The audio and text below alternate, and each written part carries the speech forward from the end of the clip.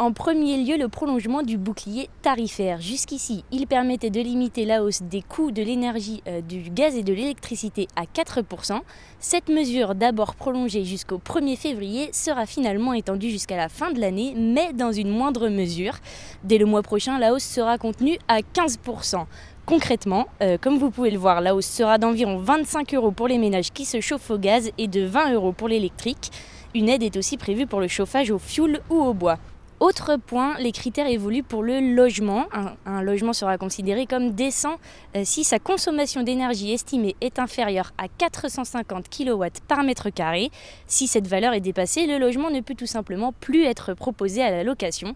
Attention, une petite remarque toutefois, cela ne concerne que les contrats signés depuis le 1er janvier. Et puis des aides seront disponibles pour un autre secteur qui coûte cher, le transport. Vous l'avez remarqué, depuis le 31 décembre, il n'y a plus d'aide à la pompe.